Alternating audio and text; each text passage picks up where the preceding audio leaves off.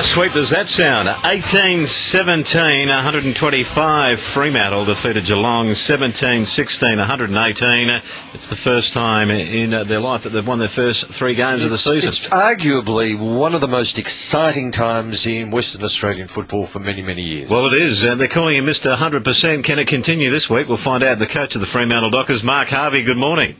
Morning, boys. That was a pretty good game. That was a terrific game. It had it all. You had Ablett and Pavlich, not that they were playing on each other. It wasn't just an individual game, but to see those guys playing at their best, and then for us to look like the game is possibly going to slip away from us. We know Geelong can sort of put away a side quite quickly, and in that third quarter, I think we got 21 points down. So we rallied, and the guys have a winning attitude, and that's important. We talk about noise. You've been involved with the game for a long, long time. You've had some great moments in footy, but the noise, everyone that was there, the Fremantle supporters said the noise after the game was just unbelievable. Did you notice it? Well, you don't in the coach's box, but as soon as you walk down, I think I walked down about a minute or two before the final siren, and it was significant. It was. And, you know, that's what the players love, the supporters getting behind them like that, and to see them enjoy us beating last year's premiers was fantastic. Mark, tell us about the emotions that you go through as a senior coach in that last 3 or 4 minutes before you actually stand up and walk downstairs. What's that like? Well, believe it or not, a lot of the games you really don't know.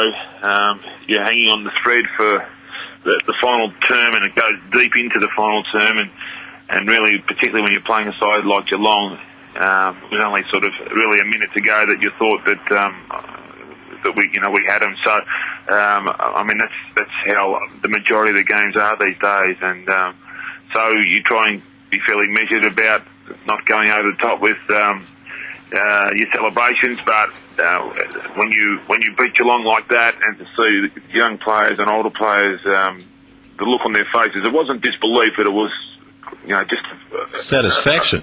Well, it was. It was. And why not? The lead changed 14 times in that match, and I just wonder, when you get to the front, does the load become a little bit less, or are you just thinking, we need another one?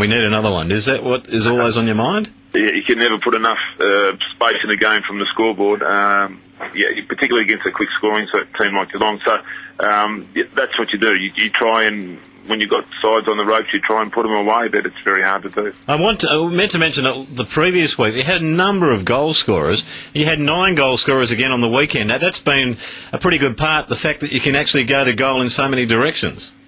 Yeah, between 9 and 12 and 13 goal kickers a week, that's what we're having. That all adds to some unpredictability about what we're doing. If you have a look at Geelong and St Kilda, for instance, a lot of their midfielders do hit the scoreboard a lot beyond their forwards, and that'll be the real strength of the team going forward. Well, it's an exciting time. I mean, you've been quoted in the press, it's too early to talk finals. That's fair enough. And, you know, every game you play week by week. You've got another challenge this week. You knocked over last year's premiers. You're playing the grand finalists. But it seems that in some ways the gods sometimes don't smile on the Fremantle Footy Club. But you'd have to admit that the gods have been pretty friendly to you this year. It seems that every week, the team you're playing the following week, a major incident occurs. In this case, Nick Revol not being available for the Saints. It's better than that if he was there, surely. That's why we're being realistic about what we're doing, and even though Revolt's out this week, and Koschitzky for that matter, they still, these good sides that have been in the top 4 for the last year or two, they still can generate scoreboard pressure and pressure around the ground because they've got great midfields. Sorry, Matt, go. Keep going. Well, I was just going to say, Chris Tarrant's-a-key. Is he going to play? Yeah, he'll train. He ran yesterday and looked quite good. He will train tonight. And I would imagine he's probably now moved into the 70-30 category, so he's certainly progressed. If you go back to that comment you were making about St Kilda, and the fact that maybe those 2 players may not play, as Nick in particular with the injury, what does that do to the culture? If you were part of that team, does it actually shift in the psychology of the approach that they would take? I would envisage they've got strong leadership there, and there will be guys that will take over the mantle of that during a game. That's the most important thing.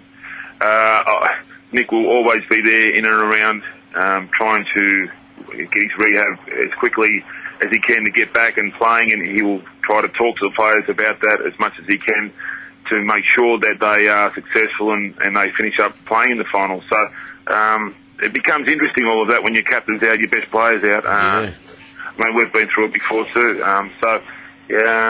It'll be interesting to see how St Kilda go. Just moving ahead beyond St Kilda, you've got a couple of games at home. You've got Richmond, I think, and then the West Coast Eagles. But that Richmond game's a Len Hall game on Anzac Day. There's been some talk that there's going to be an approach to the AFL to use Australian flags for the goal umpires in that match. How do you feel about that, Mark? Oh, I mean, I'd like to think that we're very patriotic people, and anything that can add to the game in that way, I guess, our club would have to approve it in the AFL. So if it adds to the day, well, so be it, then do it. I don't have a problem with it at all. Has there been much pinching going on down at Fremantle this week? No, not recently. Most of the boys actually went to watch Danny Green fight last night, so that was quite interesting, and sort of interesting with Danny at 37. He appears to be boxing better than ever.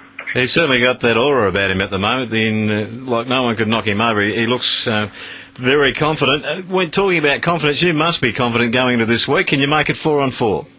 Oh, yeah, look, there's no reason why we can't. We're playing with some confidence. We've played on this stadium, and I think we've won 2 out of our last 3. So, once again, 2 undefeated sides, probably match of the round. Pressure hype comes with the week. Hopefully our players can manage that and play to the ability of what we have in the first 3 rounds. And if we do that, then we'll certainly run St Kilda right to the wire. Pavlik superstar Stephen Hill, magnificent last week. And Mundy, our man Mundy, I thought was fantastic last week as well. Let's hope that those players step up again. I tell you one other thing. When do you want us to start the rumour about you going to Carlton next year? I'll leave. No, look, you guys just keep everything in check there, okay? All right. So there's still no contract. You don't want a hand? I have got a contract, and it goes until about November this year. Just like you guys, just like your contract's in there. That's right. Don't laugh. When do you fly out, Mark? Tomorrow. Yeah, all right. Good luck, mate. Keep it going. Thanks, guys. Mark Harvey there, coach of the Fremantle Dockers.